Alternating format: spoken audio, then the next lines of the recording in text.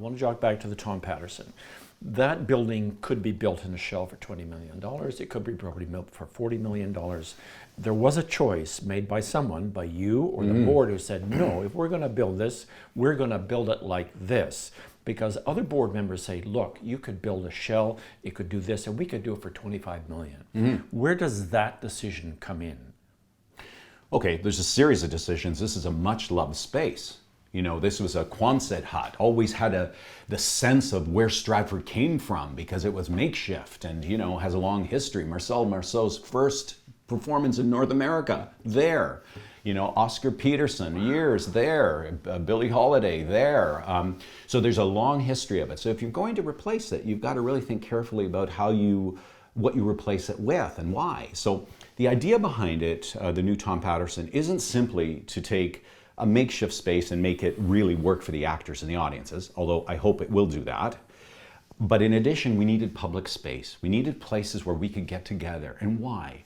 Because the festival Public spaces for the town of Stratford or public spaces for the for our artists, for our artists and our audiences to get together. Okay. I started the Forum a number of years ago, RH, which was 150 different events, from music to comedy to panel discussions. We partner with the New York Times, CBC Ideas, the Chicago Tribune next year is joining us. We're going to have 300 events next year, and it'll range from late night comedy to improvisation. So I realize the festival is at its best when it's a festival, when there's a lot going on. And we explore what these plays mean today, in the world we live in today. And you can do that a whole bunch of ways. You can have a doctor talking about teenage suicide from CAMH when you're looking at Romeo and Juliet. There's many ways that we can take a different lens. We didn't have a space for that, or not an adequate space. We kept on shoving things aside in the studio theaters. We could have done it for 20.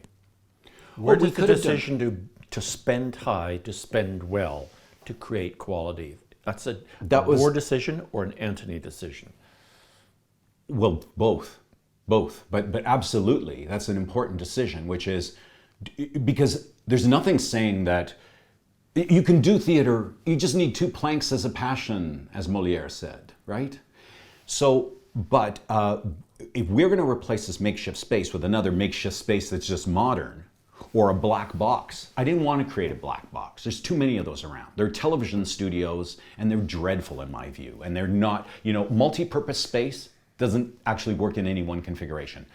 Over years in the Tom Patterson, we had it configured, the stage, in many different ways.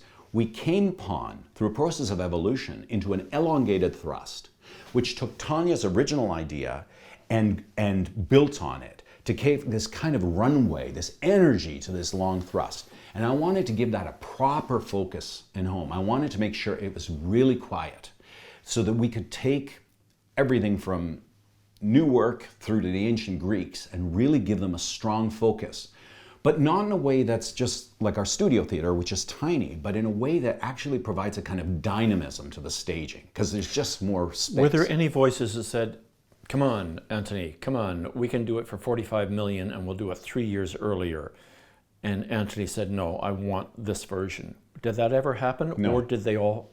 No, it did not happen. So that speaks... In retrospect, that's surprising, but it didn't. We found... So that speaks to a good working relationship that you have with your board, Oh, right? Absolutely. Absolutely. We had leadership from the board that took away the fear, that built, of, oh my God, what happens? And we were out there for a while. I mean, we had spent $5 million.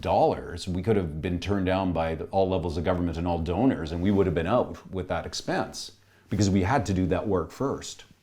Siamak Hariri, the architect, out of all the ones that we looked at, this was the only design, I'm sorry for the rest of you who are finalists, which was actually original.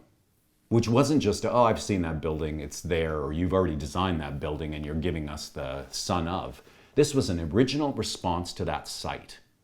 And so it was an artistic creation. And I felt as a theater and a place that is trying to uncover and show beauty, that we should have a place that allows for that to happen. It responds to the organic forms of the area. He talked about what happens when leaves and branches flow in a current? How does that go? And where do fish congregate? When, how do you, those eddies, those points that, it's like you're having a party at your home. You ever notice that you may have poured money into the living room, but everybody goes to the kitchen? Why? What is it that hosts? And he tried to create those spaces